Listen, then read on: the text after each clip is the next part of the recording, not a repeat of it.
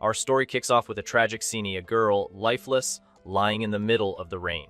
From the darkness, a grim voice echoes, admitting he was the one who took her life. Then we see a middle-aged man kneeling beside the young woman's body, completely heartbroken. Tears of regret stream down his face as he reveals he's done this 99 times. This same desperate scene played out over and over in that dark, rainy place. But now, the man gets to his feet because this was his final, last-ditch chance to save her. With only a single opportunity left, he's filled with a renewed determination to change the future. His eyes gleam, and he promises the girl, Dammy, that this time he won't fail. Suddenly, the scene shifts, and our protagonist jolts awake in his bed back in the past. That's when he realizes he's gone back to the very beginning, watching the news on TV. Mysterious creatures had appeared, and in an instant, the world as he knew it collapsed.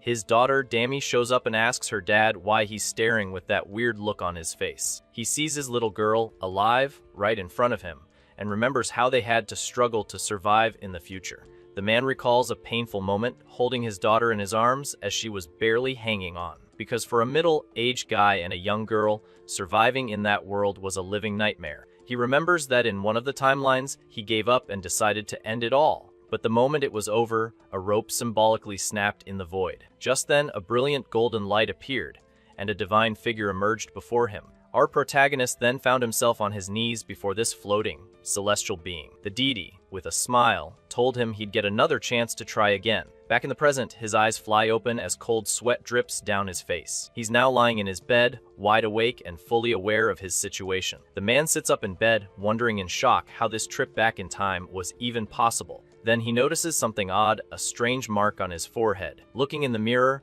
the man sees the number 99 and wonders what it means. Filled with a new resolve, he clenches his fist with all his might. Next, he runs frantically and starts pounding on Dammy's bedroom door. The girl opens the door, a little annoyed, and asks what's going on in the middle of the night. Her dad then grabs her by the shoulders and frantically asks if she's alive and okay. His hand grips her arm tightly, showing all his desperation and worry. With no time for explanations, he pulls her out of the house, telling her to just follow him. The girl complains that she's tired, but her dad insists there's no time to talk. With desperation on his face, he yells that they need to run or they'll both be goners right there. Suddenly, a zombie leaps towards him, its mouth wide open, ready to attack. But he wakes up again, screaming in bed, and the number on his forehead is now 98. His eyes widen in shock as he realizes what just happened again. The man stares at himself in the mirror and sees the number has gone down, confirming his suspicion. At that moment, an expression of pure determination takes over his face. Then he finally gets it true that number represents his remaining lives. In other words, it's the number of chances he has to save his beloved daughter. From there, we see an action scene with our hero taking out one of the undead. He did his best in every life to save her, using anything he could find as a weapon, even if it meant he had to abandon all his human morality and just fight. Because her dad would do anything for her, but she'd still get captured by the zombies. And in every attempt, he fought bravely against the hordes of monsters. The man held a bloodied knife, a sign he'd done whatever it took to survive. But he remembered that no matter how hard he fought, the outcome was always the same. And as time went on, his strikes became stronger and filled with rage. He used any weapon he could find to tirelessly face the creatures. His combat skills improved with each life, but his number of chances dwindled. His movements became more precise, and he was no longer just a simple family man. Now he was a seasoned warrior, forged by the countless battles he had fought.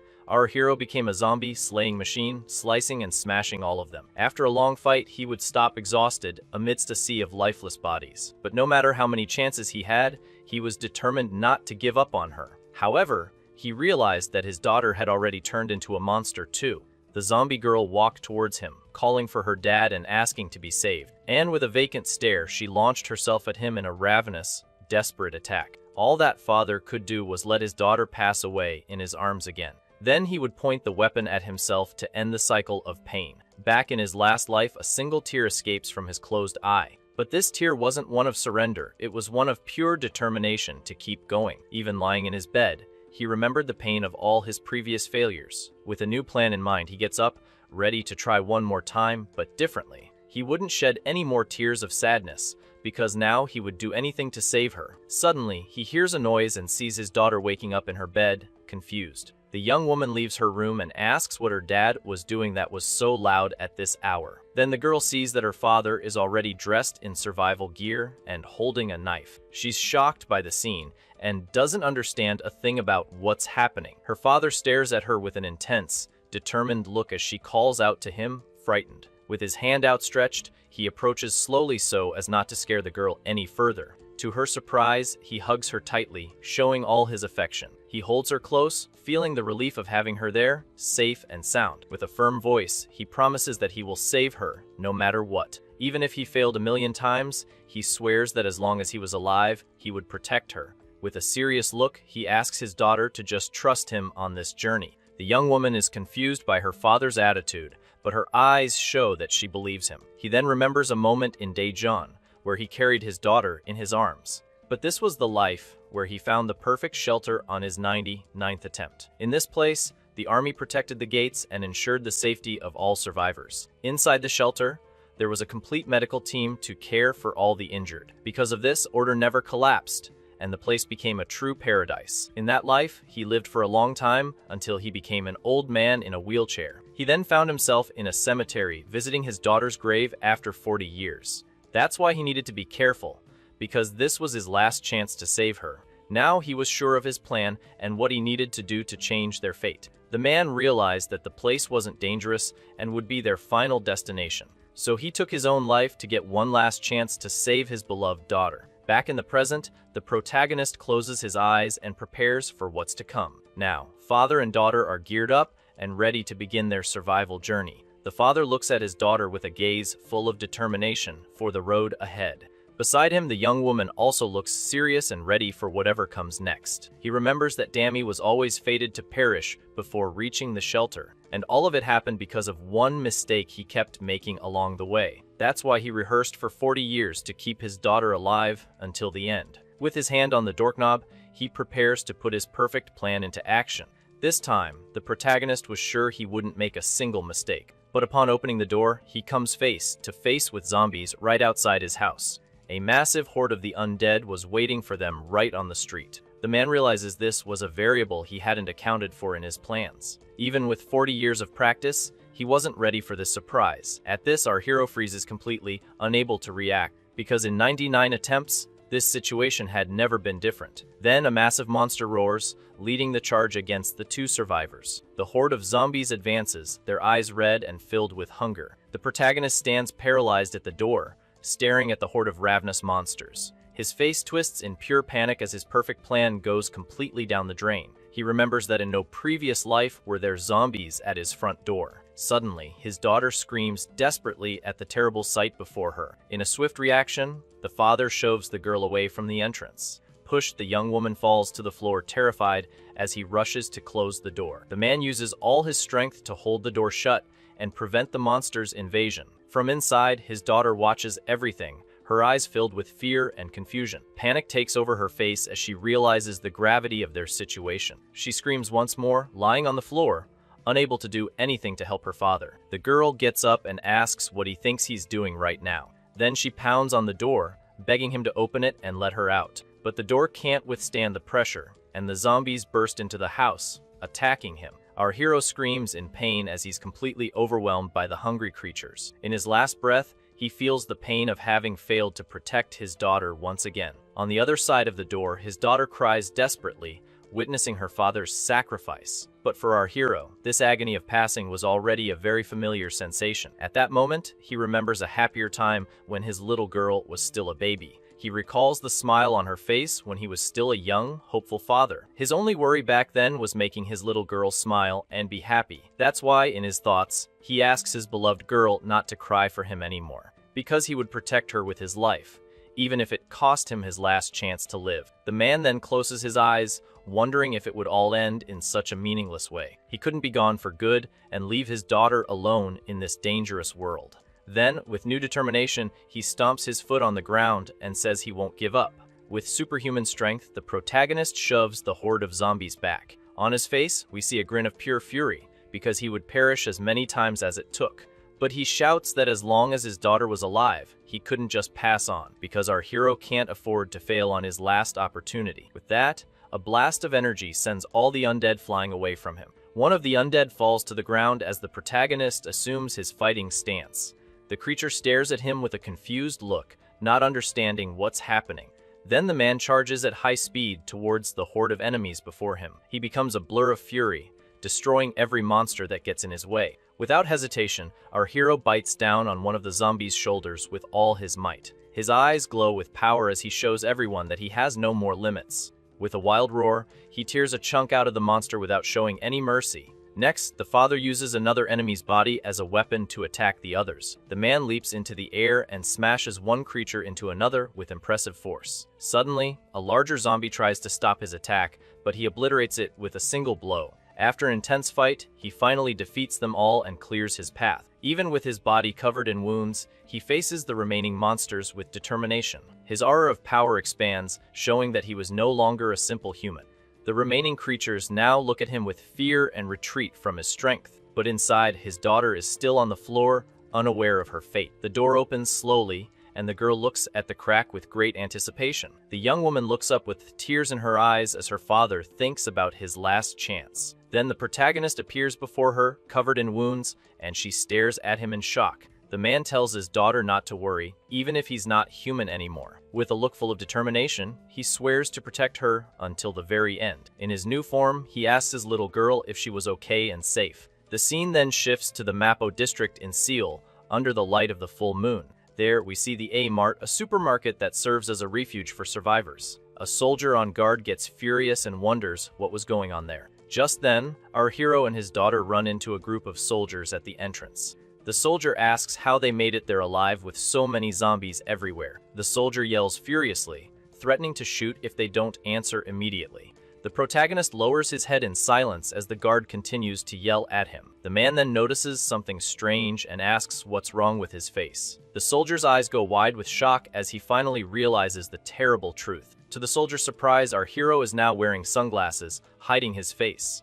The soldier then asks if he's some kind of celebrity, and the man remains silent. Suddenly, a captain named Chahiri appears and tells the guard to back off. The woman approaches and says there's no room there, telling them to find another place. She gets closer to him with an annoyed look and repeats for him to get lost. The soldier glares at him with a look of contempt, not understanding what he wants. At this, he says his daughter is suffering from asthma and begs for help. The father gets desperate and asks them to at least take the young woman with them. The captain stares at the man in silence, processing his desperate plea. Suddenly, her expression changes, and her face fills with a restrained fury. The soldier laughs at the situation and asks if our hero has gone completely nuts. He even scoffs, saying that sob stories don't work on their captain. But to everyone's surprise, the woman starts crying in front of the soldier. With her voice cracking with emotion, she orders her men to let them in. She then says they need more people and tells the father to wipe his nose first. The captain leads them inside as the soldier shouts, annoyed by her decision. Our hero watches the woman calmly, with a thoughtful look on his face. He then thinks with a slight smile that Captain Hyrie hasn't changed a bit. She was a retired soldier who was defending the district's supermarket. Despite being as cold as a snake, she was vulnerable to stories of sacrifice. Suddenly, his daughter Dami calls out to him and asks what he was doing.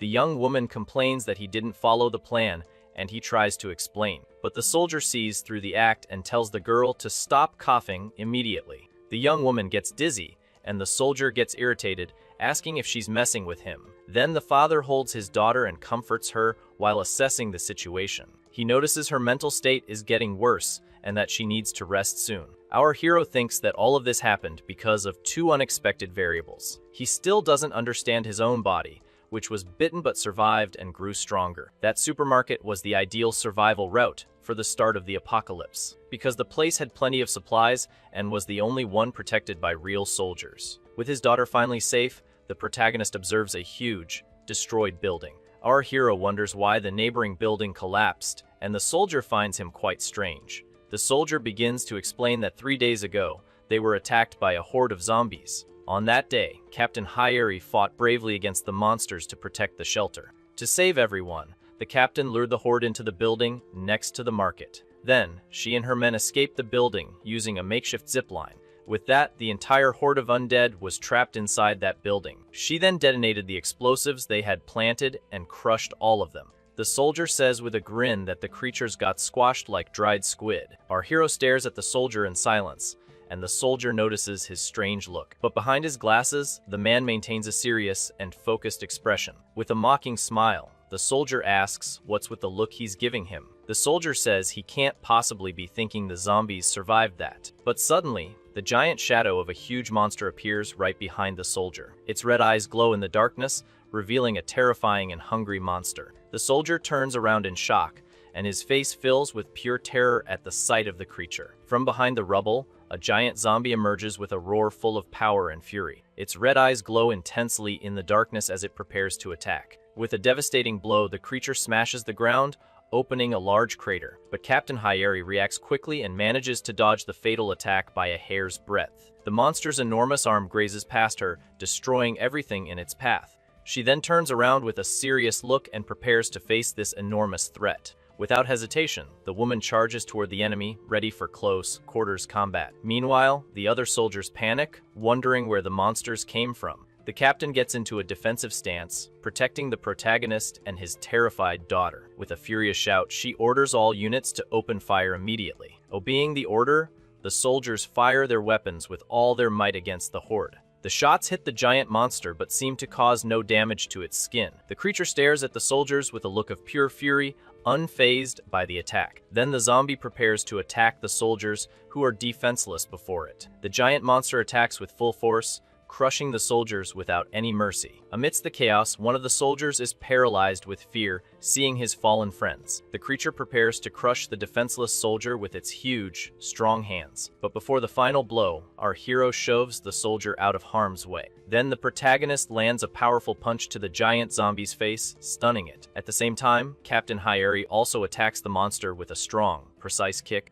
The woman yells at the soldier to get a grip, or he's going to get taken out right there. She then realizes that this creature is not an ordinary zombie like the others she's faced. With a new plan in mind, the soldier looks towards the supermarket behind her. The captain yells for everyone to run inside the market for shelter and safety. Our hero tries to say something, but she tells him to shut it and keep running. He and his daughter run as fast as they can to escape the monster's fury. With a serious look, our protagonist prepares to use his new powers. He then stops running and positions himself to face one of the creatures blocking his path. With a powerful leap, the man flies towards the zombie, his fist brimming with energy. The soldier explains that her plan is to lure the monster to the barricade outside. She believes that not even that creature can break through the barrier instantly. But as she runs towards the shelter, the captain notices something and stops suddenly. The woman is shocked to see that there are still civilians on the first floor of the market. The people were supposed to have been evacuated, but they are there, panicking and in danger. Furious, she stumps on the ground, as her plan can no longer work. The soldier then decides to distract the monster and tells the father and his daughter to get inside. The captain turns and faces the young woman with a serious and worried expression. With that, she asks the girl why she's alone and where her father went. The woman gets furious and asks if her father ran away and abandoned her to be taken out.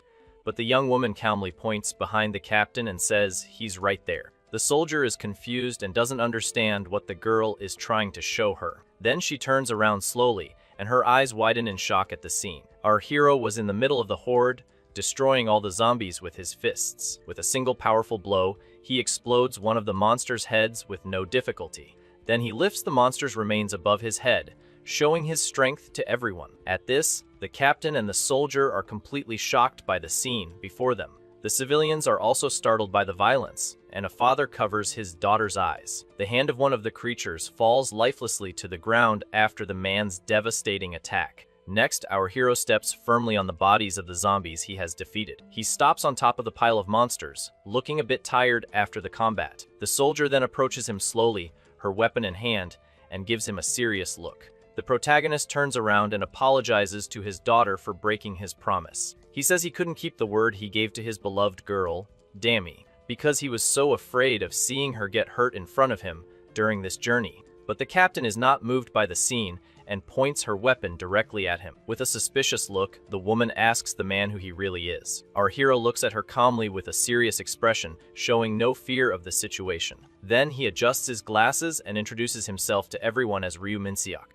But his daughter interrupts him and says he's just Dammy's dad and nothing more. With a face full of fear, The young woman begs her father not to reveal his true identity, but he ignores her and says he's just a simple specialist in the undead.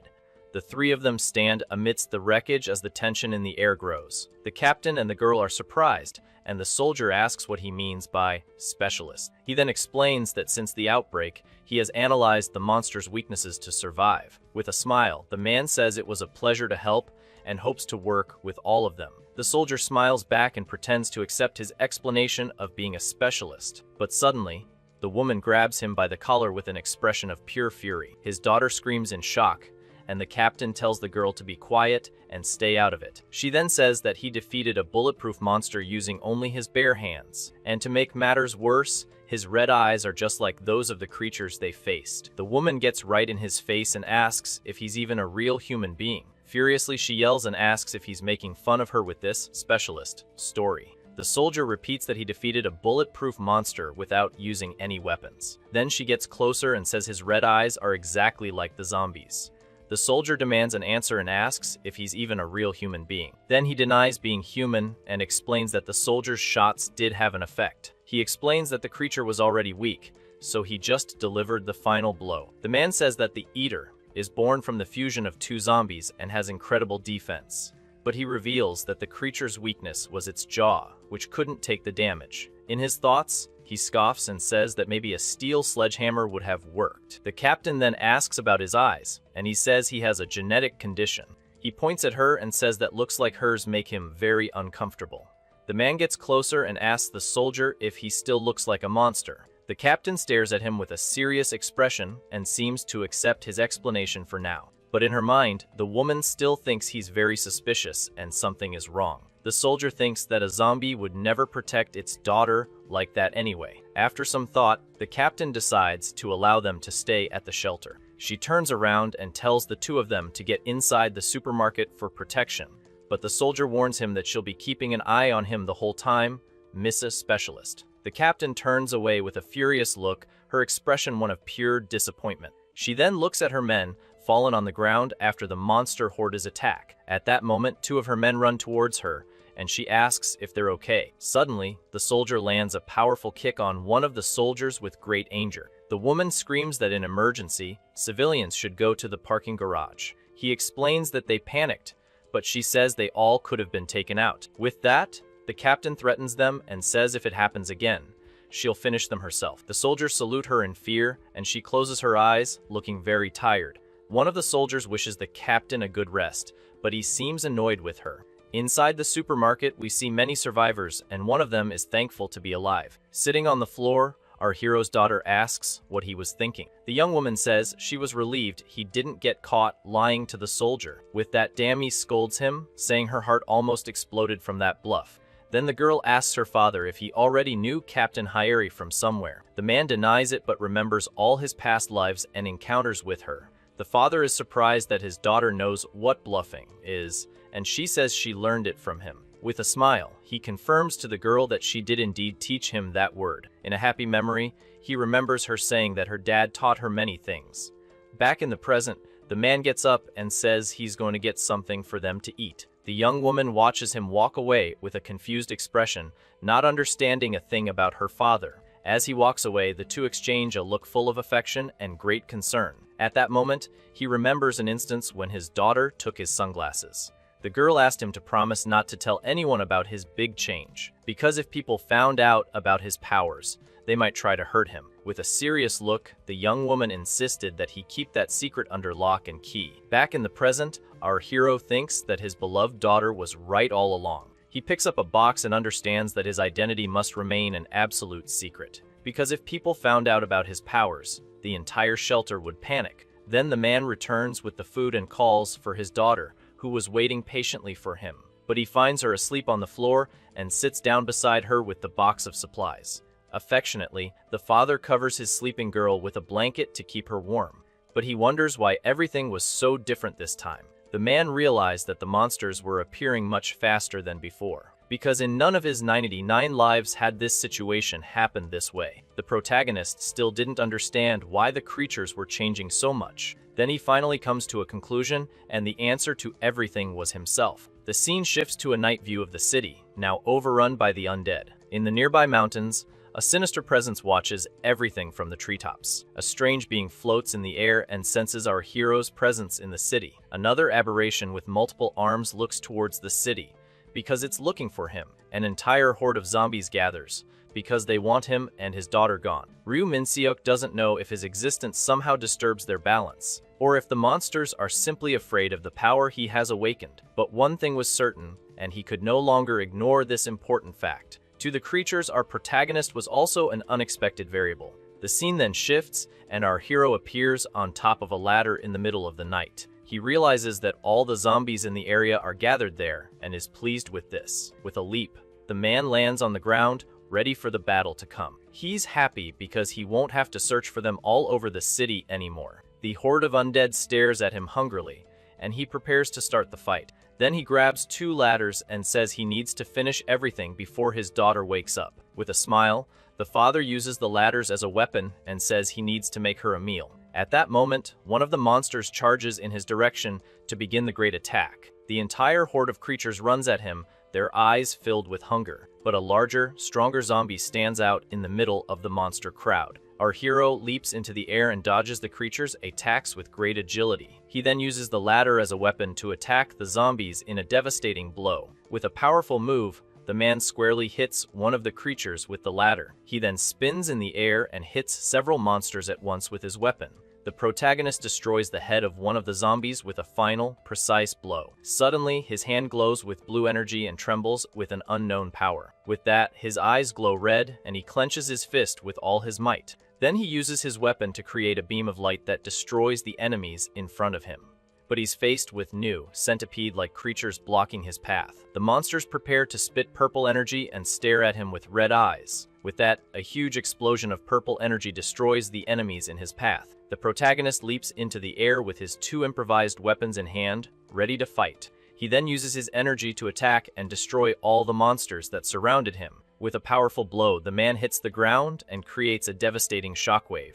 After the fight, he combines the 2 ladders, forging a new weapon to continue the battle. He then uses his new axe to launch the zombies into the air with a single blow. But suddenly, a creature with multiple arms appears to attack our hero. The man lands a powerful kick and destroys the aberration with no difficulty. At that moment, a zombie with tentacles in its mouth appears as a new threat. Our hero prepares for the attack and faces it with a serious and determined look. Our hero glares at the monster with a look full of fury, covered in wounds. The scene then shifts to the next morning, and we see the A-Mart supermarket sign. Inside the shelter, the protagonist's daughter sleeps peacefully under a sheet. Her eyes slowly open as she awakens from a long, tiring sleep. Then the girl sits up and stretches her arms to wake up completely. At that moment, she notices someone approaching and is surprised by the scene. Her father appears with a smile and asks if his dear daughter slept well. He then hands her a plate of food with rice shaped like a heart. With a loving look, the man says she must be hungry and needs to eat.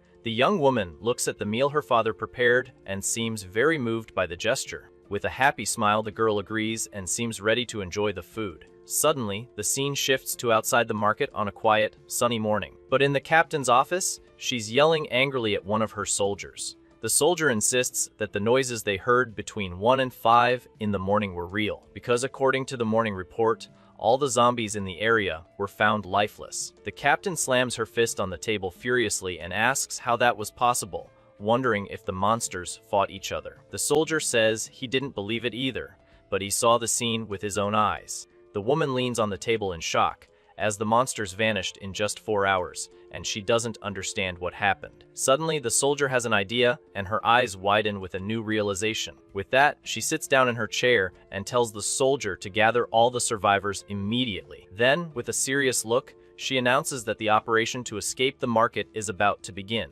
Meanwhile, the young woman tells her father that she thinks the zombies are really gone for good. At that moment, the father places a yellow helmet on her head, to her complete surprise. He asks his daughter to listen carefully and not to take off that helmet for any reason. The young woman is confused by the request and sees the captain approaching with her men. The soldier uses a megaphone to get the attention of all the gathered survivors. With that, she announces that for some unknown reason, all the zombies in the area have been eliminated. At the news, the survivors celebrate happily, thinking they are safe from all danger. But the captain announces with a serious look that they are leaving this place right now. The crowd is confused, and a man asks why they should leave if there are no more zombies around. The captain explains that 3 days ago, they lost contact with the 2nd Infantry Brigade. She says that this brigade is the only survivor in the region and can take in all the civilians. But the survivors are furious and refuse to leave based on a single radio call. The woman then reassures them, saying she knows very well who was on the other end of the line, because the person was the Blue Falcon, and that's why the soldier trusted him completely. Even so, the crowd is not convinced and thinks it's a suicide mission to follow a dropped call. A man argues with the captain and yells that they won't leave because the monsters won't come back. From the middle of the crowd, a guy in a cap observes the scene and says he expected this. He criticizes the woman's decision and questions if a man would have done the same. At this, the captain glares at him with a furious look and asks what he just said. Suddenly, a voice says, "No," and a foot steps forward in the middle of the crowd. Then our hero walks calmly and states that the undead will return. The guy in the cap confronts him and asks who he thinks he is to know everything. But the man is startled by our protagonist's serious look and backs away a little. The hero then says that if they stay there, they'll just be monster food. He tells the man that staying there is the same as waiting for their own demise. The guy in the cap then asks if the protagonist can guarantee they'll survive. But our hero calmly replies that he can't guarantee a single thing. He turns to the crowd and asks if they want to survive without following the soldiers. Then the man questions if that's really possible for ordinary people like them. The survivors fall silent and think about our protagonist's words. One of the men agrees and says that without the military's help, they'd already be gone. Another survivor says the only reason they've survived is because of them. With that, the entire crowd agrees to follow the captain and trust the soldiers. The soldier is completely shocked because he changed everyone's mind in an instant. She then stares at him with a surprised expression and doesn't understand what happened. The captain wonders in shock who the heck this guy is and where he came from. The protagonist turns to her and says she doesn't need to thank him for the help. He explains that he's used to persuading people in very difficult situations. Then our hero says that this is all about protecting himself and his daughter too. With an outstretched hand, he shows that he trusts her completely to lead the escape. With a smile, the man says that if the captain is leading, he knows she'll succeed. The soldier looks at him, surprised, as she didn't expect this kind of trust from him. With that, she announces to everyone that the escape operation will begin right now. Using the megaphone, Chihiro swears that everyone will get out of that place alive. Outside, we see a convoy with buses and a truck ready for departure. The convoy then starts moving through the city, crossing a dangerous bridge. Inside the bus, his daughter wears the yellow helmet and watches the landscape with concern. The soldiers are also very tense and on edge during the journey. At the front of the line, the captain leads the convoy with a serious and highly focused look. A sign shows they're passing Yoito Island on their way to their destination.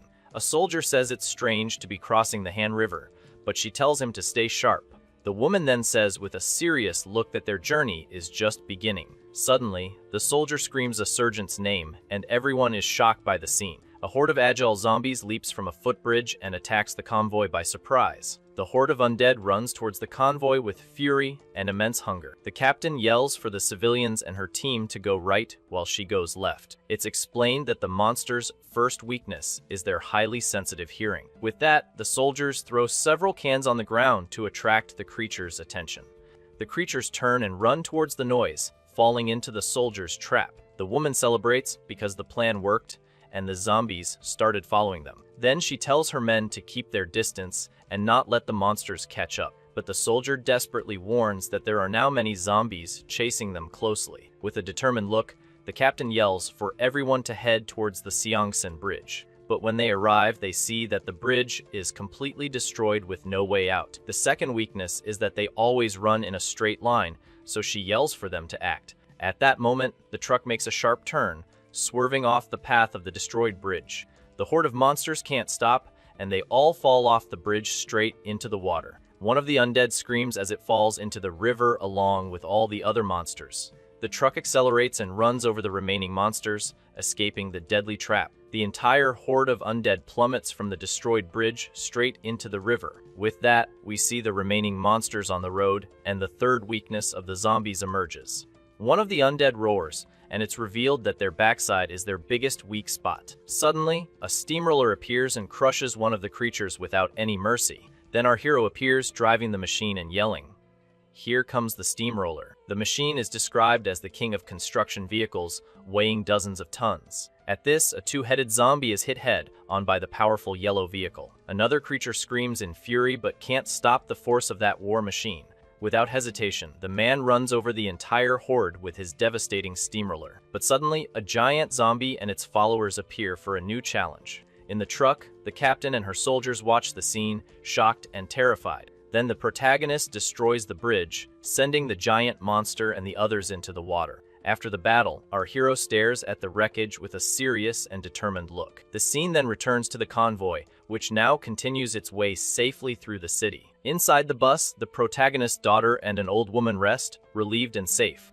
The young woman looks at her father with a serious expression, very worried about him. The girl asks why he has to drive, and the father says only he can do it. She then worries that the soldiers will find out the truth about his identity. Just then, someone announces the return of the captain's team, and Dami is shocked by the scene. But her father reassures her, saying she doesn't need to worry because he's just helping. With a wave, he promises the young woman that no one will discover his big secret. The girl sees her father and the team on the steamroller and doesn't understand a thing. Suddenly, the captain yells for everyone to fall back and get behind her right now. A new horde of undead runs towards them with great fury and hunger. The steamroller moves forward and crushes the creatures blocking their path. The hero yells that they're going to push through all at once and accelerates the heavy vehicle. After passing through the horde, the convoy continues along a much quieter road. On top of the vehicle, one of the soldiers calls out to the captain with a look of relief. Finally, they arrive at a military base, and the narration announces everyone's arrival. The hero thinks that this brigade survived for a long time and is a crucial point in the journey. He thinks that arriving there in just 8 days is record-breaking speed. Even so, the man knows he can't relax and let his guard down now, because if he acts recklessly, his daughter Dami could end up in danger. Then one of the soldiers praises him and says he was incredible Missa specialist. The captain admits she was worried about having him on the team, but he saved everyone's lives. The soldier asks if he used to work in construction, but the hero says he just learned. With that, he gets off the machine, and the soldier thanks him for all his help. He says he's happy they arrived safely, and the captain asks what he said. Suddenly, a soldier appears and tells them both to shut up immediately. Sergeant Lee In-hui welcomes the captain and says he was expecting her. The woman asks if he knows her, and the sergeant says that Colonel Che informed him. Surprised, the soldier questions him about this colonel, and the soldier confirms the information. The sergeant says the colonel mentioned that a stubborn officer would cause a scene. Angrily, the captain asks where Colonel Cha is at this very moment. The soldier explains that he's at the back gate because some zombies showed up there. The soldier asks in shock if the colonel went to handle the situation personally. She then questions if he took troops, and the sergeant replies that he did not. With a confident smile, the soldier faces her, leaving the woman confused. Just then, a shadow appears, revealing the image of a strong, imposing man. To everyone's shock, the sergeant says the colonel went to face the monsters alone.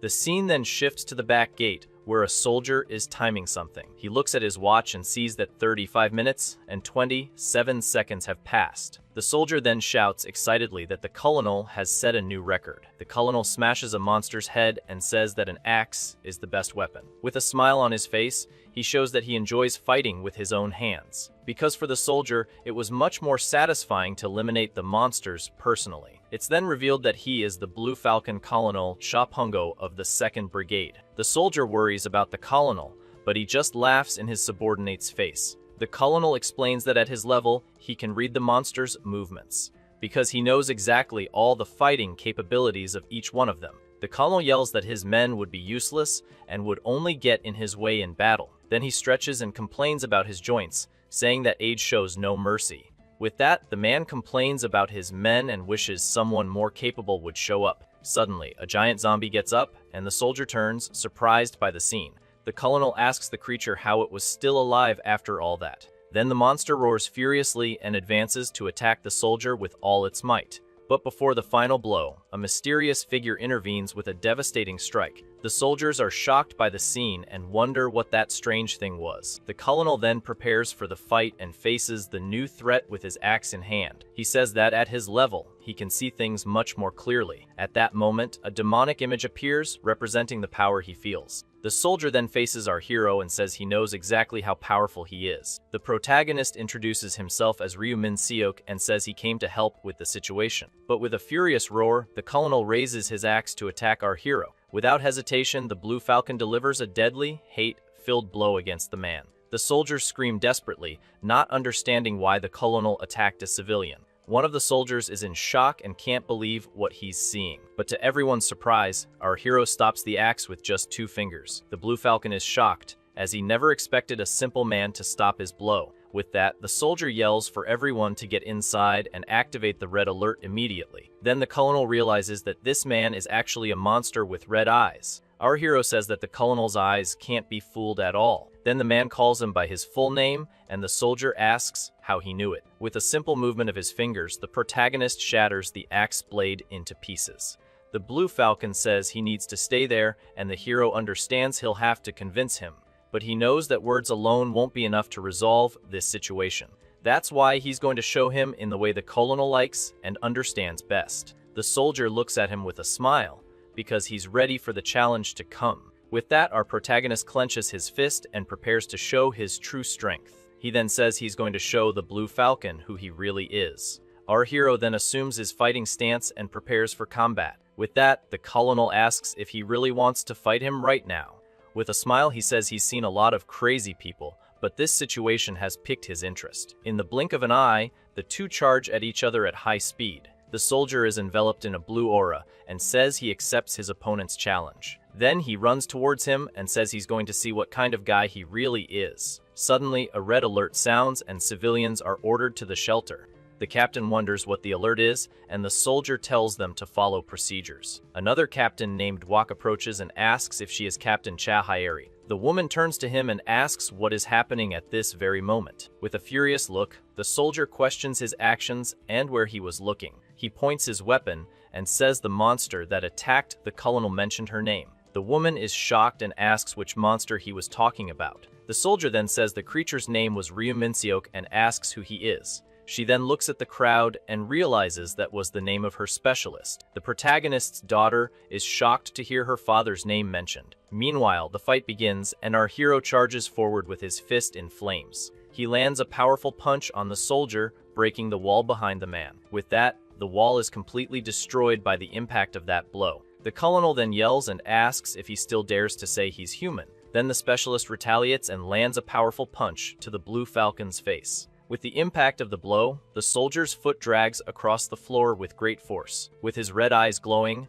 the protagonist attacks again without hesitation. The colonel groans in pain but manages to stand firm against the strong attack. Our hero then throws him into the air with a quick and very precise blow. The Blue Falcon is surprised as he didn't expect to be thrown up like that. The two trade blows at high speed in a battle of pure brute force. After exchanging blows, both step back to catch their breath and analyze the situation. Suddenly, the soldier charges forward and grabs his opponent's collar in anger. With a furious look, he asks if our hero is making fun of him. The colonel asks if the previous punch was at full strength and if the hero was holding back. The specialist confirms that he was, and the Blue Falcon is furious, but he explains that if he had used all his power. The protagonist looks at the soldier with a calm and very serious expression during the conversation. Then, with his red eyes, he says he could have ended the colonel's life. The soldier falls silent because in his mind he knows the man is right. From the start of the fight, the Blue Falcon felt the power difference in every cell of his body. He finally understands the overwhelming abyss that exists between their strengths. Desperate, the colonel then asks what exactly our hero wants from him. With a calm look, the protagonist says he wants his protection to survive. The soldier starts laughing loudly, finding the specialist's request completely ridiculous. Then, angrily, he asks why a monster like him would need protection. Our hero looks at him with a serious expression and says it's not quite like that, because he's not the one who needs help to stay alive in this dangerous place. The person who needs protection is the young woman named Ryu Dami, who is with the captain. With a face full of worry, he reveals that the girl is his beloved daughter. He then begs the colonel to let him and his daughter stay in the brigade. To the Blue Falcon's surprise, our hero kneels before him. With a desperate look, he begs the soldier to accept his request. The man then shouts that he'll do anything if the colonel agrees to his proposal. The scene shifts to the military base at night, with the full moon in the sky. In the civilian shelter, we see survivors talking and walking around. One of the survivors asks if the other heard the soldiers talking about a monster. With that, they start to suspect the specialist and his strange red eyes. Meanwhile, our hero is tied up in a dark room like a prisoner. With a calm look, he seems to accept his situation and waits for what will happen next. The colonel then says he will allow the people he brought to stay in the brigade. But the Blue Falcon says the real problem is him, and he doesn't know how to trust him. At this, the specialist has an idea and suggests that the soldier keep him in isolation. He then tells the man to lock him in solitary confinement if he doesn't trust his word. With a determined look, he swears he will prove his worth, no matter how long it takes. Trapped in a dark cell, he swears to himself that he is no threat to them. Suddenly, he hears a noise and sees a figure appearing in his cell window. To his surprise, it was his beloved daughter Dami, looking at him with a smile on her face. The worried father asks if his girl is okay, and she reassures him that she is. With a smile, the young woman explains that the soldiers took good care of all of them. She even says she got permission to go out because the shelter was too stuffy. With a sad look, the protagonist then apologizes, leaving his daughter confused. He then explains that he promised not to stand out, but broke that promise again. With that, the father asks if the young woman is very disappointed with his actions. But to his surprise, the girl gives him a light tap on the head. The young woman explains that if it weren't for him, no one would have made it there safely. With a smile on her face, she tells her father to hold his head high and not to worry. The girl then looks at him affectionately and says she trusts him no matter what. Suddenly, she remembers she has to go because roll call is about to start. Then the young woman says goodbye to her father and wishes him a good night's sleep. With a smile, he wishes his beloved daughter Dami a good night's sleep. Then the father watches his girl run away from the cell with a peaceful heart. The young woman walks back to the shelter with a slight smile on her face, relieved. The specialist remains in his cell, thinking about his dear daughter's well-being. But suddenly, the girl's expression changes, and she looks very worried about him. A single tear falls to the ground, showing her sadness and concern for her father. Away from her father's eyes, the young woman cries silently over the whole situation. Meanwhile, in solitary confinement, our hero stands up and remains silent in the darkness. His face shows the determination of a man who will do anything for his family. Suddenly, he hears footsteps approaching, and someone stops in front of his cell. It was Captain Guac, who came to call him by name for a new and important mission. The soldier then explains that Colonel Chepungo is looking for him right now. The scene then shifts to the Blue Falcon and his men in a meeting room. The colonel points to a location on the map and says something was found in that place. He reveals that 20 minutes ago, the sensors detected signs of survivors. Furthermore, he says that along with the survivors, a strange frequency was detected at the location. The soldier explains that speed is essential, so he will send an elite team. The Blue Falcon then says that he himself will be part of this important operation. He then points to our hero and chooses him to be the second member of the team. With that, the colonel asks if he can prove the promise he made for his daughter. In response, our hero uses his strength and breaks the handcuffs that bound him. As the metal pieces fall, the soldiers are shocked by his strength. With a serious look, the specialist asks when they are leaving for the mission. At this, the Blue Falcon breaks into a satisfied smile at our hero's response. With an excited look, the colonel replies that the mission will begin right now. At that moment, the rescue operation at Goopable Station finally begins. We then see the city destroyed at night, under the light of the moon and stars. Amidst the rubble, we see the entrance to the subway station, which is their destination. Inside, a frightened baby is one of the survivors they need to rescue. Along with the child, we see several other scared civilians waiting for a rescue. The parents try to calm their little daughter, Dayan, who won't stop crying. Just then, one of the survivors complains about the noise and says the place is already too stuffy. An old woman defends the child, and the mother apologizes for the awkward situation. The little baby stares at the ceiling with her innocent and very curious eyes. Suddenly, the little girl points up, and the mother is confused by the gesture. The woman then looks up, and her face fills with fear at what she sees, because on the ceiling, a strange figure is watching them from the station's shadows. The creature's face reveals a sinister smile in the complete darkness of the place. Its face transforms into a monster with one red eye and sharp teeth. The creature lets out a powerful roar, and a horde of zombies appears on the scene. One of the men who was complaining is now a monster and stares at the survivors. Suddenly, a truck runs over the entire horde with our hero and the colonel inside. The Blue Falcon shouts that his truck is better than the specialist's steamroller. He says the truck has more mobility, and speed is the key to success. With that, the soldier holds up 2 fingers and reveals there are 2 variables in the mission. The soldier explains that the first major variable is the collapse of the subway station. He says the entrance and the subway tracks are completely blocked by debris. With that, the Blue Falcon holds up 1 finger and prepares to reveal the second part of the plan. He points to the tablet and reveals that the second variable is an unknown creature, because an unidentified thing is trapped in there along with all the survivors. With a serious look, the man says that's why they can't waste a single second. Then the soldier hands the tablet to our hero, who is surprised by the gesture. He explains that luckily, the station's ventilation ducts are still intact. The plan is to infiltrate through the ducts and rescue the civilians as fast as they can. With a shout, he says that everyone will get out alive and asks if they understood the plan. But to the Blue Falcon's surprise, the specialist replies that he didn't understand a thing. With a serious look, he states with absolute certainty that this mission will fail. The colonel is shocked by the response and asks what he just said. Our hero then remembers that the colonel always failed, even with the best plans. Suddenly, a mysterious voice comes from the tablet and interrupts the 2 men's conversation. He remembers that the number of people rescued in all attempts was always 0. The scene then returns to the subway station and shows the baby's mother's face in panic. Suddenly, the woman's eyes open, and she is completely terrified by the situation. She then realizes that, along with the others, she is trapped in spiderwebs on the ceiling. Hanging upside down, all the civilians are confused and very scared. The woman despairs and asks what is happening, not understanding the situation. Her husband also screams and desperately calls out his daughter's name, Daein. Just then, the web holding the woman breaks, and she falls hard onto the station floor. The baby's father asks if she's okay and shouts the little girl's full name. The man then asks the guy next to him to let him go, and he seems very confused. He asks if the other saw his daughter, but the complainer yells that he doesn't know anything.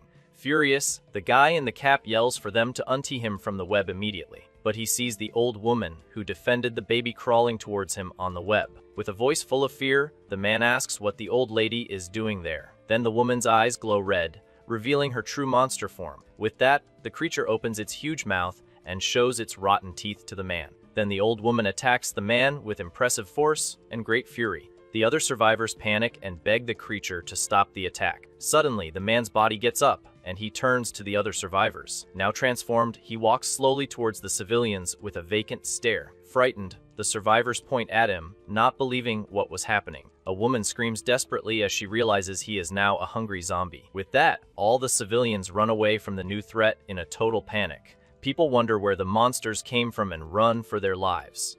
The mother despairs because the entrance is blocked, and her daughter Daein is out of sight. On her face, we see the pure terror of a mother who lost her daughter in that chaos. With nowhere to go, the woman runs to the back of the station in search of shelter. But she stops in front of a staircase and realizes the place has no exit. One of the men yells at her because that path was also completely blocked. At that moment, a father desperately shouts for his son to run faster and escape. The boy screams desperately to his father, warning of the danger ahead. Just then, the man finds himself completely surrounded by the creatures amidst pure chaos. The mother hears her little daughter's voice and runs down the stairs to find her. With determination, she promises she will get to her baby no matter what. Without a second thought, she runs down as fast as her legs can carry her. Reaching the bottom of the stairs, the woman desperately screams her little girl's name. But a huge, terrifying shadow appears in front of her, blocking the entire path. Then a giant monster with a baby's body and spider legs appears on the scene. The bizarre creature stares at the woman with a vacant look, filled with great hunger. The aberration's face is covered in blood and tears of pure agony and sadness. Completely paralyzed with fear, the mother watches the horrible scene in silence. Not believing what she sees, she goes into denial and starts crying desperately. The woman then tries to convince herself that all of this is just a horrible nightmare. Suddenly, a large explosion of fire occurs, destroying everything in its path. With that, the explosion illuminates the place, and a mysterious figure appears in the station. The giant monster screams in pain as it is completely engulfed by the flames. Lying on the floor, the little baby's mother watches everything with a face full of despair. Then our hero says the colonel tried everything but never managed to save anyone. With a serious look, the specialist explains that, in other words, the situation is dire. Then we see the protagonist standing outside, ready to solve everything his own way, because he knows that this mission cannot be completed using only human methods. With that, Ryu Min-seok unleashes his power and prepares to face that creature. The monster is a skinwalker that hunts its prey by first rendering them unconscious. Furthermore, the aberration can imitate human faces to deceive them all. This is a high-level spider-type creature and very dangerous to face. The creature then roars in fury and prepares to attack our hero. But the specialist launches a powerful energy blast against the giant monster. The attack travels at high speed and heads towards the aberration with full power. With that, the monster is hit head-on by the blow and cannot dodge in time. The attack hits squarely and causes devastating damage to the bizarre creature. Without giving the creature time to recover, our hero charges forward with a powerful punch. With that, he hits the aberration squarely with his flaming fist and destroys it. The creature screams in pure agony as its body is disintegrated by the attack. He then prepares for one last blow to end it all once and for all. But suddenly, he stops his attack upon hearing a voice begging him to stop. Our hero then turns and sees the little baby's mother staring at him desperately. With tears in her eyes, the woman screams for him not to hurt her beloved child. At that moment, the specialist realizes that the aberration has not yet been defeated. With a powerful roar, the creature opens its mouth full of sharp teeth. The monster then ignores our hero and advances towards the little baby's mother. Lying on the floor, the woman faces demise up close and is paralyzed with pure fear. But before the final attack, Dami's father leaps in front of her to protect her. With his body in flames, he prepares to counterattack with all his fury. The man faces the creature up close as it roars and prepares for combat. With that, the protagonist delivers a final blow and destroys the monster once and for all. He then uses all his strength to get up and finish the fight once and for all. In his thoughts, he remembers that no matter what they say, he has a promise to keep, because the image of his beloved daughter Dami smiling appears and says she trusts him. With that, he screams with all his might and tells himself to hold his head high and fight. Then he hits the ground with a powerful punch and creates a huge shockwave. The energy explosion throws the creature back, but it still manages to get up. The monster stares at him with its glowing red eyes, filled with a deep hatred. With its huge mouth open, the creature prepares to attack our hero with everything it has. But the specialist is faster and lands a powerful punch right in the aberration's face. The blow is so strong that the impact destroys the monster's face in a single move. Wounded, the creature backs away and screams a strange name in a voice full of agony. But our hero says he's wrong and advances for a final, decisive attack. Then the creature shows its true form and becomes an even stronger monster. With a devastating blow, he finally defeats the aberration and ends that fight. The monster's body falls lifelessly to the ground, and the man watches the scene in silence. The defeated creature makes a strange sound, as if it were crying in pain. Our hero approaches and says that's the sound a monster should make. With his body in flames, he faces the creature and says what will come out of its mouth. With a serious look, he states that the only thing that will come out of there will be a scream. The creature glares at him with its sharp teeth and an expression of pure hatred. Without wasting time, the man charges forward with a powerful, energy-filled punch. The scene shifts to the survivors, who are screaming desperately in a hallway. With that, they use all their strength to block the door and prevent an invasion. The people know that if the barrier breaks, they'll all be finished. One of the men questions if they are zombies, and another tells him to shut up and help. With that, the tension rises among the survivors, who are scared and confused. Suddenly, smoke starts to enter the area, and everyone begins to cough heavily. One of the young men panics and screams that they're all going to perish this way. The man yells at the young man, but is interrupted by someone calling him Dad. The son then asks his father if he doesn't feel something very strange. The young man then points to the door and says the creature's movements suddenly stopped. With that, an eerie silence fills the place, and no one understands what happened. Suddenly, the door is broken down with incredible force, sending everyone flying. The son screams desperately for his father to get down as the door was completely shattered. The man stares at the figure at the door and asks confusedly who he was and what he wanted. The other survivors are also shocked and ask who that mysterious man was. Then we see our hero from behind with the baby's mother, his body covered in wounds. The scene then flashes back to just before the rescue at Goopable Station began. There, we see the entrance to the ventilation duct that would be their entry route. With a quick move, the grate is opened and Colonel Chepungo appears from underground. The Blue Falcon and his soldiers gather to begin the rescue operation. With a confident smile on his face, the soldier seems ready for any challenge. The narration reveals that a total of 37 people were saved in that mission. In a memory, we see soldiers finding one of the civilians trapped in a strange web. One of the soldiers is confused by the scene and doesn't understand what that thing was. The mother holds the little baby in her arms as soldiers surround her for protection. The narration says that saving all those people from that place was a miracle. Then our hero's daughter says that because of this, her father became a special person. Amidst a happy crowd, the young woman observes everything with a calm and serious look. With that, the protagonist is hailed by everyone as the man of miracles. With his face covered, he waves to the crowd with a smile on his face. Captain Hyeri and the soldier are shocked, and the soldier calls him incredible. The Blue Falcon celebrates and says he passed the test with a satisfied smile. Our hero observes everything with a calm and serene look, not caring about the fame. The protagonist's daughter approaches him amidst the celebrating crowd. The two exchange a look full of affection, and the man seems very happy. His daughter looks at him with admiration and a slight smile on her face. Then the young woman hugs him tightly, and the mission report is shown. But elsewhere, someone says the situation was getting very bad. We see a soldier enter Colonel Chapungo's room to take care of him.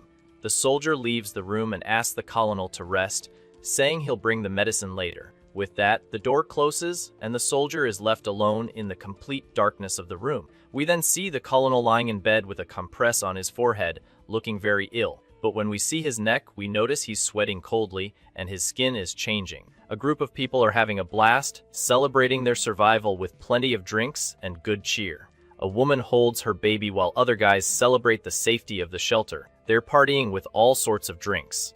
The colonel lets out a hearty laugh, thrilled with the specialist's performance. He sits down next to the MC and says he knew he was capable of something great. He never imagined a specialist would do so well and congratulates him on a job well done. The colonel then says that on a day like this, they shouldn't party all night long. If they get too wasted, the ones who left us first will be disappointed. With that, the colonel proposes a toast to those who went first. He toasts to everyone who has survived this journey so far. The protagonist grabs a can and joins the toast. With a focused gaze, our hero remains silent. The Blue Falcon takes a sip, and our boy asks why he isn't asking any questions. He then asks if the colonel isn't curious about why he turned into a monster. With a serious look, the Falcon says he already knows. The Blue Falcon takes another swig and says he's not interested in backstories, leaving our guy confused. Our protagonist doesn't get the colonel's response and just stares at him.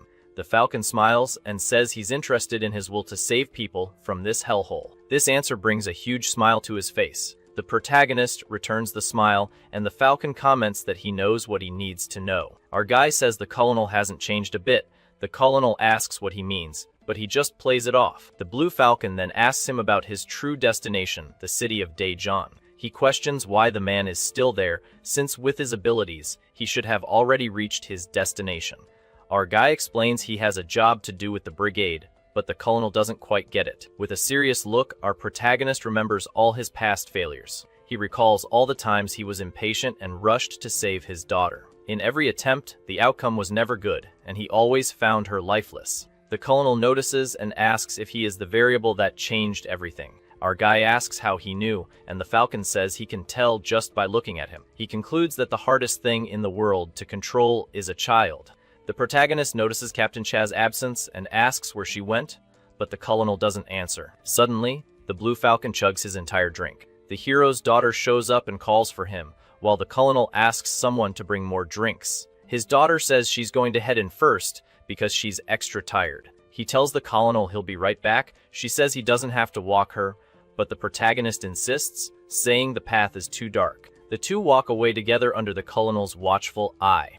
We see the protagonist, relieved to have gotten away from the colonel. The colonel watches and thinks that, at the end of the day, he's still a father, despite being a monster. With a pensive look, he apologizes to Ryu Sik, as he can't let him go that easily. And thanks to the specialist, he can forge a new plan for everyone's future. The Colonel Lee Chapung Ho watches father and daughter walk away and begins to map out his plan. A soldier approaches and calls him Brigade Commander. The Blue Falcon turns around with a furious look. All the surrounding soldiers are startled by the commander's reaction and freeze in fear. The soldier is terrified by his commander's reaction and says they have a big problem. Meanwhile, the protagonist and his daughter walk in silence back to the shelter. Our guy looks at his daughter with a serious and slightly worried expression. He then remembers the colonel's words about the hardest thing in the world to control. And looking at her, he remembers him saying it was children. He calls his daughter by her name, and the young girl looks at him.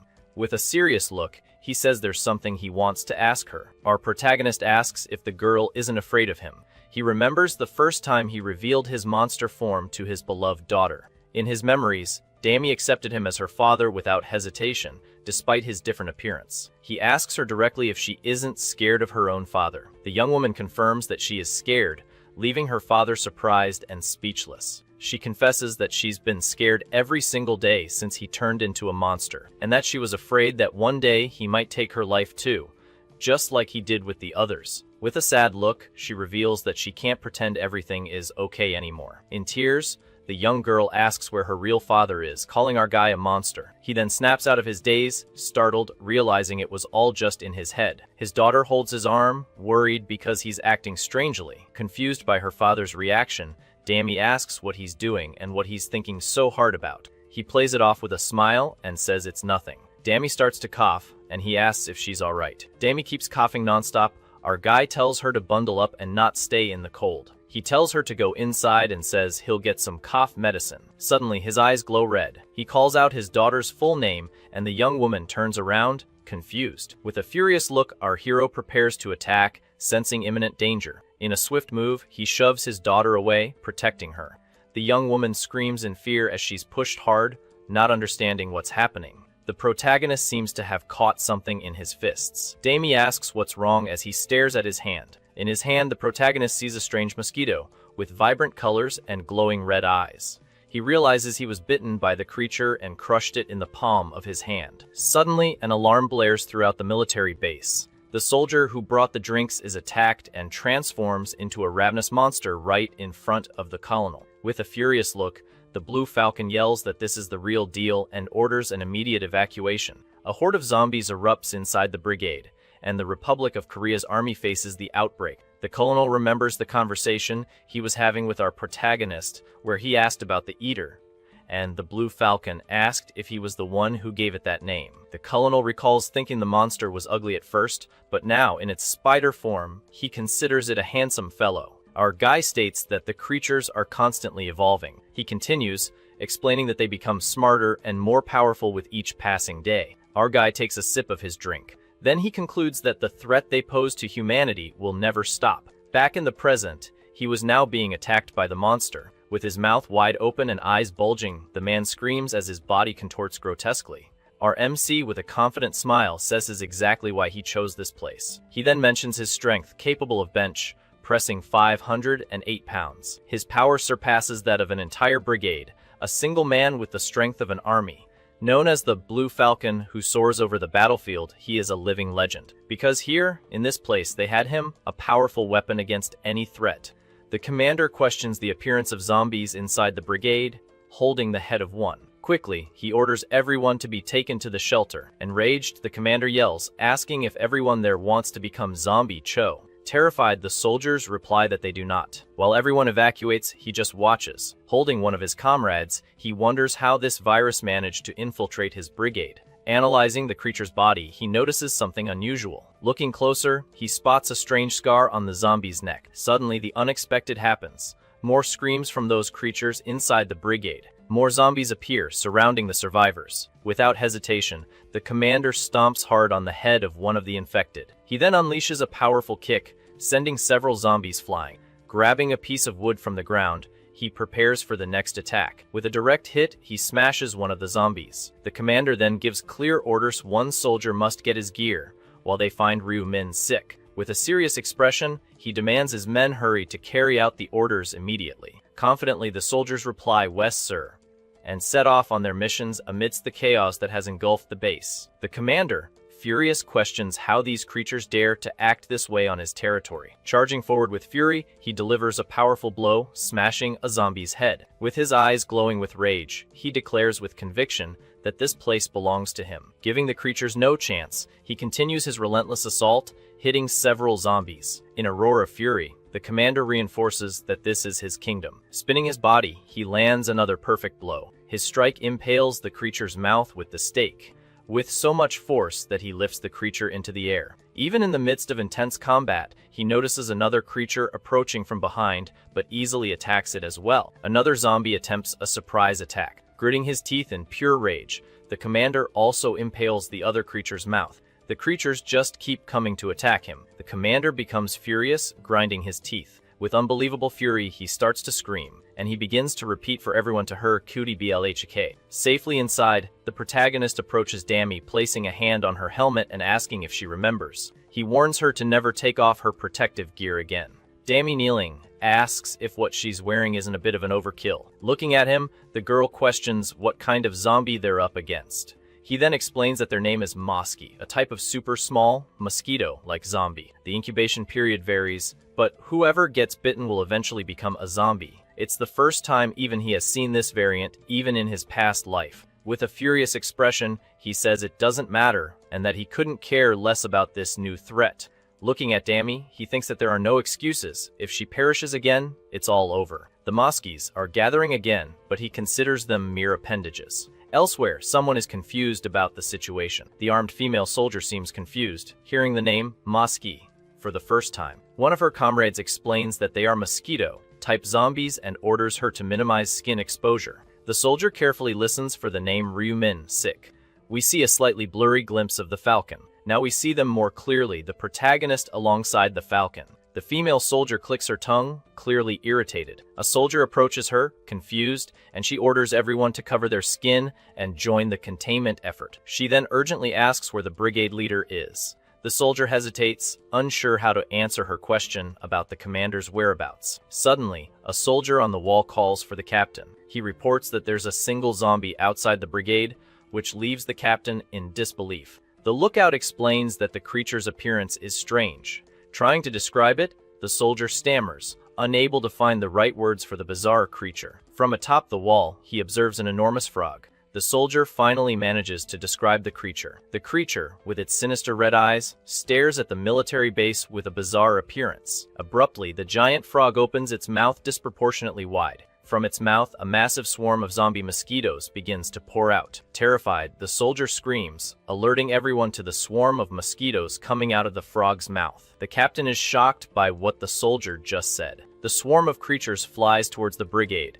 covering the sky with their sinister colors. The soldier on the wall screams in despair. Without hesitation, the captain orders everyone to run inside the building for protection. However, something catches the captain's attention. A strange silhouette flies across the sky, capturing their focus. The captain can hardly believe what she's seeing, questioning if it's real. In the shelter, a soldier desperately yells for Mr. Ryumin, sick. He begs for help, but our guy refuses, stating that he's a civilian and the task belongs to the soldiers. With a serious look, our MC declares he won't repeat himself. He will stay there to protect everyone. He puts on his helmet, determined to face any threat to ensure the civilians' safety. Our protagonist reassures everyone, saying that not even a lion could take a bite out of him. He affirms that he wants every single person there to live. However, the one person he least expected extends a trembling hand, catching his attention. Dami pleads for her father, asking him please, in her timid, trembling voice. Inspired by his daughter's words, he went out to save the soldiers. He grabbed a makeshift flamethrower. With determination burning in his eyes, he decides to save everyone in the shelter. The target is the pests, the objective is eradication, and the tactic is fire. With his weapon in hand, he unleashes a torrent of fire, incinerating the mosquitoes. The sea of flames consumes the mosquito swarm. Even the gigantic frog doesn't escape the fire, beginning to feel the heat of the flames. Our protagonist continues his relentless attack. With a determined look, our guy observes the result of his tactic. The bizarre creature decides to move after having its spawn eradicated.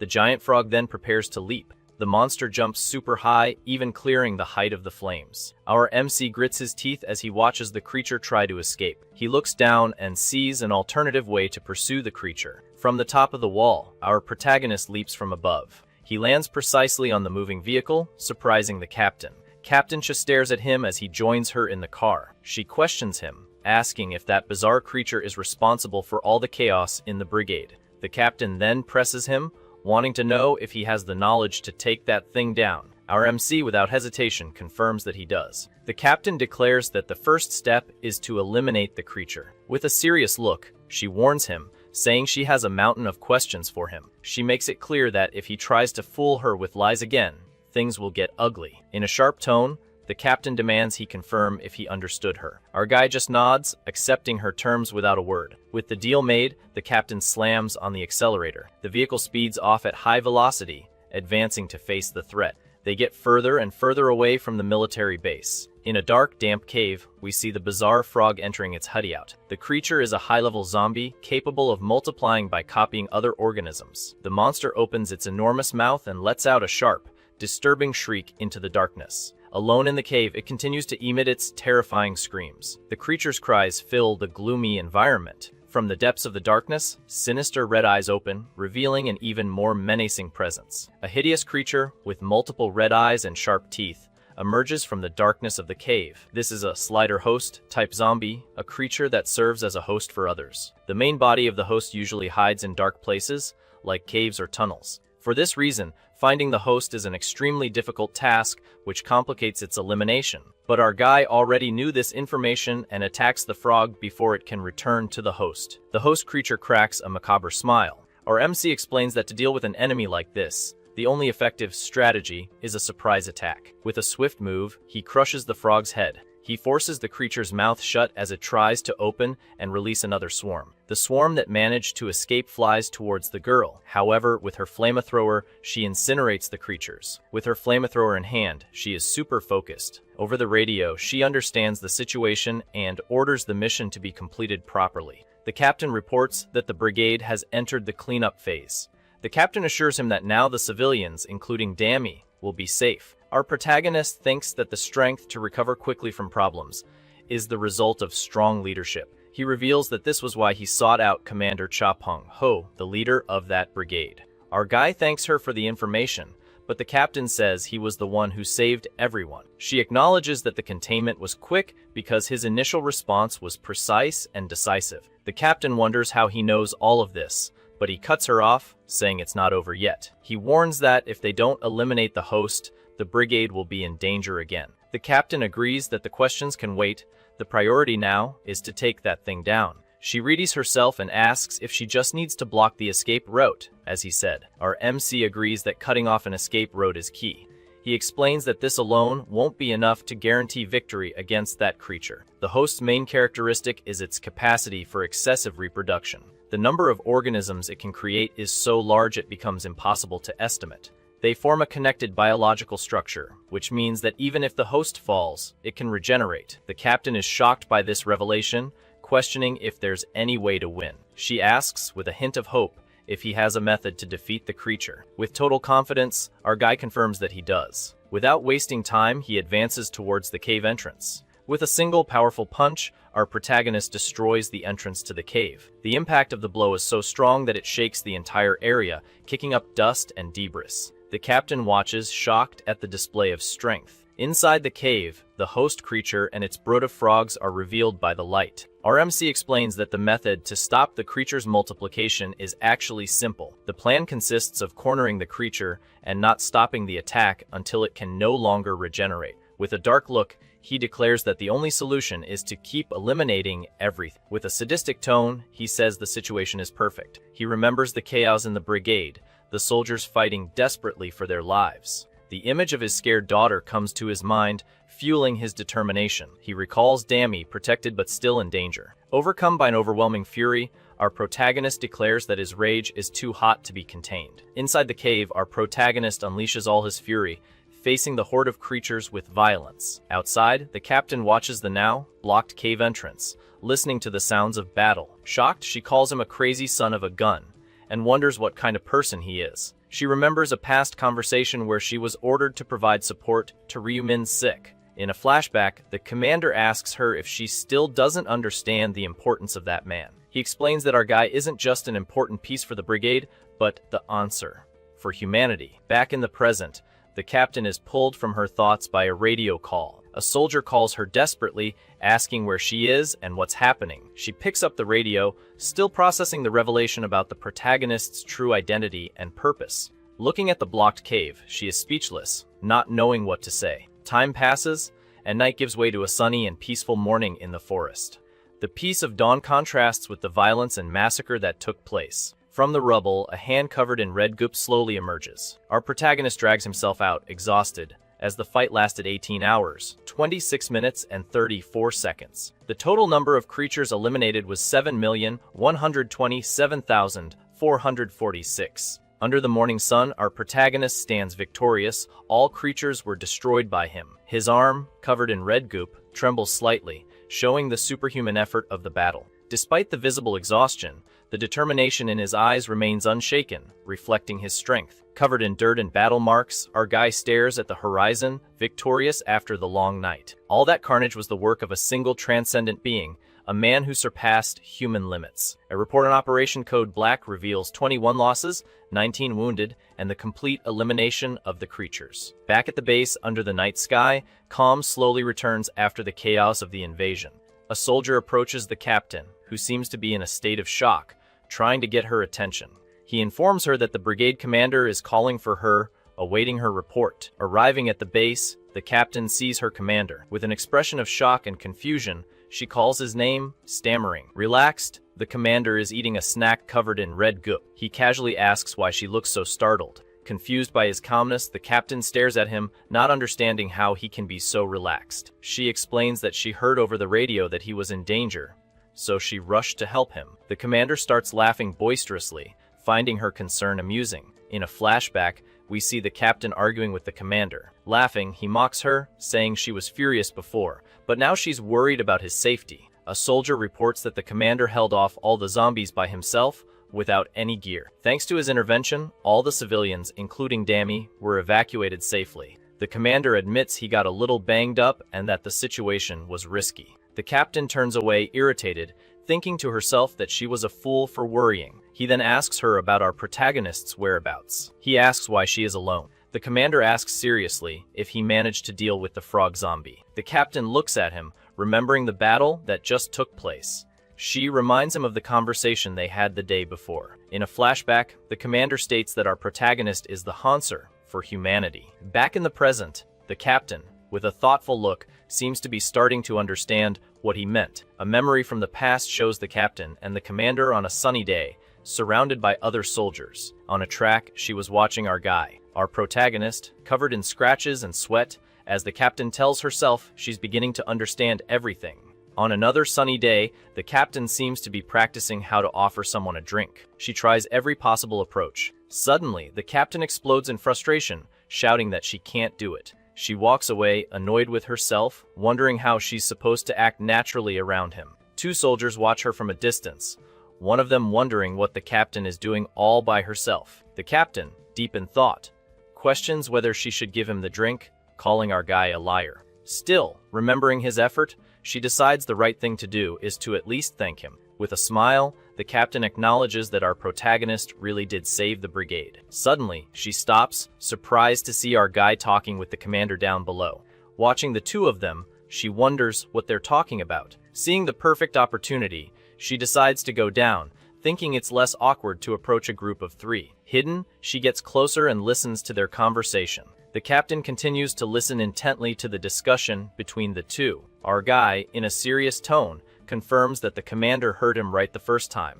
He then announces that he and Dammy will be leaving the base that night. The captain is shocked by the unexpected news. The commander, with his hands on his hips, doesn't look pleased. He questions the rush, reminding him that our guy said he had things to do. The commander warns him that if something worse than the Sliders appears, the entire brigade will be annihilated. Desperate, he asks our protagonist to stay until they can strengthen their defenses. With a cold look, our MC simply asks why he should do that. He ends the conversation by questioning why he should do anything for the brigade, since he doesn't care if they live or not. Hearing the conversation, the captain is stunned, realizing he doesn't care about the brigade's fate. Furious with what she heard, she reveals herself and approaches the two, interrupting their discussion. Angrily, the captain confronts him, asking if he really meant those words. Our guy, without hesitation, confirms with a simple highs, maintaining his indifferent posture. He then declares that the only person who matters to him in the entire world is his daughter, Dammy. The captain is frozen,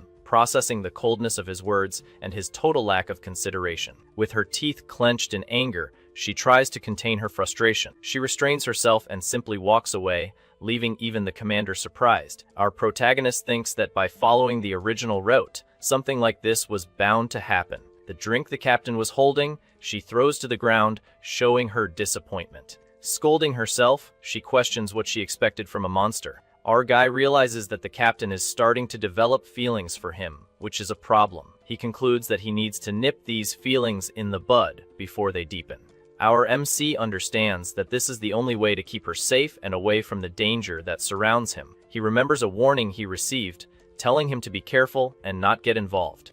The commander tries to argue, telling him not to push her away. He questions if our protagonist really believes Daejeon will be safe in this chaotic world. The commander proposes they join forces to turn the brigade into the strongest shelter in existence. However, the problem is that there simply isn't time for that to happen. He remembers that his past life, the first slider, took 10 years to appear. This time, however, the same creature appeared in just 10 days, drastically accelerating the timeline. If other elite creatures emerge this quickly, the base will collapse before it can be fortified. Because of this urgency, our protagonist states with conviction that he has already made his decision. Reiterating his choice, he declares that tonight, he and his daughter Dami will leave for Daejeon. In that city, a creature is already looming, a horrendous monstrosity with multiple spikes and red eyes. The creature leads a horde of zombies, which scream and advance through the city. The horde advances relentlessly, destroying everything in its path with brutal violence. Amidst the chaos, the monstrous creature attacks, slaughtering everything. Back at the base,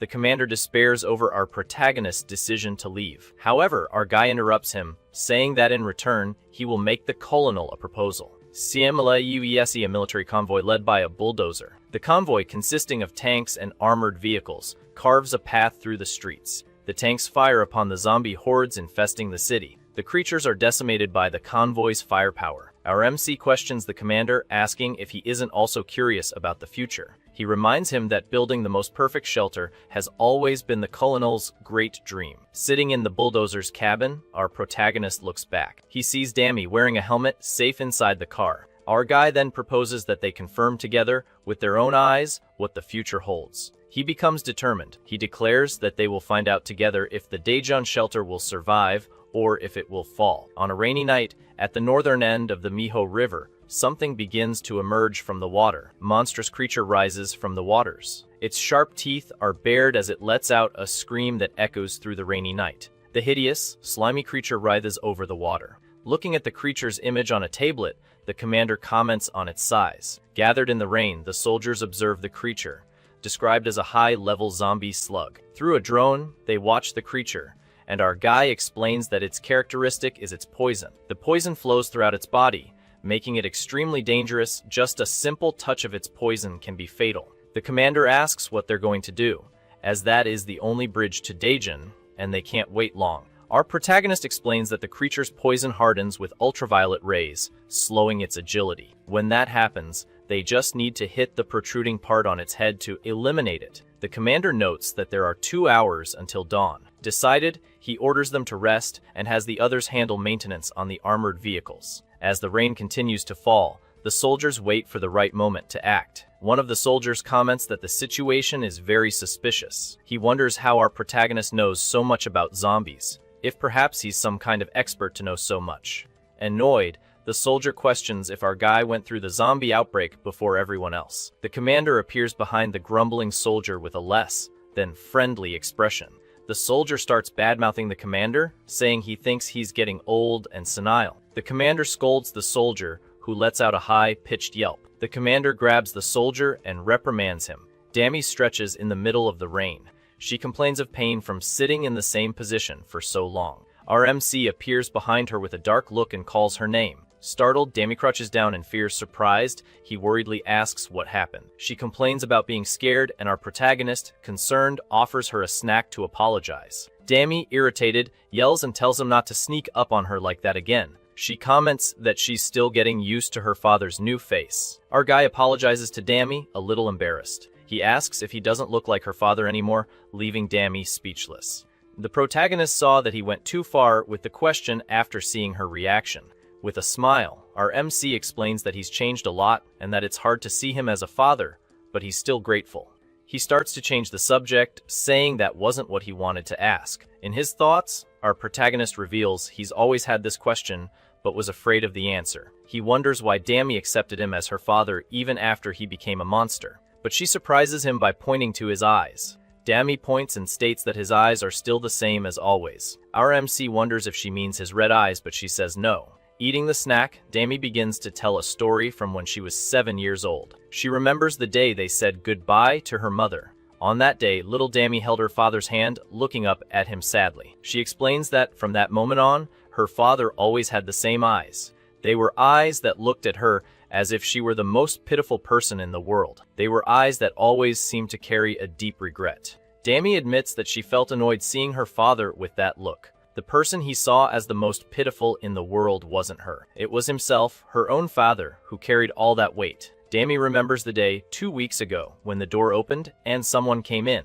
The person who entered was covered in red goop, frightening Dami. Looking at that figure, she was speechless, shocked. In that moment, she saw those familiar eyes in her father again, even though he looked completely different. With a smile, she realizes that the only person who looks at her with so much affection is her dad. That's the proof that he's still the same. Back in the present, the sun rises, and the slimy creature is exposed to the light. The commander yells for his soldiers to open fire. A projectile is fired at the creature. The impact hits the creature dead on, causing a massive explosion. Wounded, the creature lets out a roar. Seizing the opportunity, our guy runs up the creature's body. Reaching the top of the creature's head, our protagonist leaps with his 2 weapons in hand. Mid-air, he prepares to deliver a powerful downward strike. He lands a powerful blow with all his might. With a single devastating attack, he splits the creature's head in half. A soldier, shocked, mutters that it can't be possible. The commander puts a hand on the soldier's head, drawing his attention to what just happened. He says he understands the doubt, but asks if they really have another choice. The creature, now lifeless, begins to topple over. Its gigantic body falls into the water, causing a huge wave on impact. Our guy stands atop the creature's defeated body. The commander states that in this hell, the only thing they can do is trust that guy. With a smile of satisfaction, he concludes that there's no other option but to believe. RMC, covered in red goop, observes the aftermath of the battle with a serene look. In his past life, he remembers it took him a long time to reach Daejeon. It took 378 days to reach the city on his previous journey. Now, in his 100th life, things are very different. He steps onto solid ground. This time, it took only 14 days after the zombie outbreak to reach his destination. With his daughter Dami by his side, she is safe and protected. The commander and the other soldiers follow him. Our protagonist has finally reached the long-awaited city of Daejeon. 11 days earlier, on the 3rd day of the zombie outbreak in Doryongdong, Daejeon, someone was identified as Alpha. Someone crushes the creature that was toppled over. A success message appears over a group of soldiers amidst the bodies of zombies. In a control room, a soldier celebrates the successful defense of the Daejeon line. At the Jiryong Joint Base, another soldier reports that forces in other cities have been lost. He confirms that the only area that has successfully defended itself so far is Daejeon. An officer asks if there has been any contact with Unit V. The answer is negative since the last communication. Annoyed, the commander slams the table, frustrated by the lack of news. He complains that the speed at which the zombies are spreading is just too fast. Looking at a map of Korea, he wonders if the country is already lost. However, with a confident smile, he remembers that the defense of Daejeon was a success. Focusing on the map, the success status in Daejeon stands out among the danger zones. Outside, soldiers of the Blue Eagle unit await orders. The unit leader, identifying himself as Alpha, requests permission to expand the operation. In the control room, the commander prepares to answer the radio. With determination, he approves the mission and orders Alpha to complete it successfully. The unit leader, through his mask, confirms the order. The commander says he's counting on Jai-woo, as he's all they have left. The Blue Eagle unit advances through an area littered with bodies. The commander believes that if they can protect Daejeon, they can mount a counterattack. Soldiers notice the presence of another creature. Atop the tower, a muscular and imposing creature observes everything. Its red eyes glow intensely, revealing a menacing presence. Then we see our guy and his group. The commander comments that the Daejeon he sees is very different from what he imagined. With a surprised look, he observes the landscape before him, sweating a little. The city of Daejeon stretches out before them, bathed in sunlight and looking intact. Now he understands why Daejeon was so highly praised, as it has exceeded his expectations. The soldiers in the group are also impressed, finding it incredible that a city like this still exists. Next to our guy, Dami comments with relief that Daejeon is fine, just like he said it would be. However, she notices our protagonist's expression, which is filled with rage. Confused by his reaction, Dami asks what's wrong. Our MC, with a serious expression, starts to think that something is very wrong. In his thoughts, he remembers that after the outbreak, All the cities in Korea fell, and Daejeon was no exception. After its fall, the city began to rebuild with the arrival of the Blue Eagle unit. When he arrived in Daejeon in his past life, only 3 districts had been successfully defended. Now, looking at the city, he realizes that many more districts have been defended. And all of this happened in just 14 days, which makes him even more suspicious. An inexplicable anxiety begins to take hold of our guy. His instincts, honed over 100 lifetimes, start to scream at him. A voice in his mind whispers that something is definitely here, hidden. Our MC instructs them to listen to him carefully. Dammy, not understanding, asks why he's acting so creepy. The commander warns that they don't have much time and orders everyone to get ready to move out. One of the soldiers approaches the commander and says he needs to speak with him. The soldier asks for a moment as he has something important to report. The commander, looking at the city, asks if there's a problem. The soldier recalls that on the way from Sejong, they passed through a large plain. We see the tank crossing a golden field at sunset. The soldier, who was in the tank, reports what he saw in that location. He describes seeing giant lines drawn on the ground, as if someone had etched them there. The commander, confused, asks if there was really something like that. The soldier explains that the scale was so large it was hard to see with the naked eye, so he used a drone. He shows the tablet to the commander, saying this is what the drone captured. Surprised, the commander questions why such a large image would be drawn there. Suddenly, our protagonist snatches the tablet from the commander's hand with a less than pleasant expression. The commander, annoyed, asks Ryomin Suk what he thinks he's doing. Ignoring the reprimand, our MC stares at the image on the tablet with a grim expression. He can't believe what he's seeing. Meanwhile, at the Daejeon Expo Tower, a purple light illuminates the sky. At the tower, a soldier reports that 10 survivors have been confirmed and that search teams are on their way. In a dark room, a man watches the moon through a window. With his back turned, the mysterious figure orders the survivors to be escorted with the utmost care. Back with the group, our guy continues to look at the tablet, surrounded by the others. He understands that the image on the tablet is the key to satisfying. The image on the tablet reveals a drawing of a female figure with a crown and wings. The face of the drawn figure has a subtle smile and covered eyes, conveying an aura of power. Our protagonist thinks that, back then, he didn't understand the reason for his anxiety. The silhouette of the mysterious long-haired man appears again. A red glint in his eye reveals his sinister and dangerous nature. Our MC realizes that the enormous wave he was warned about was always meant to crash down right here in Daejeon.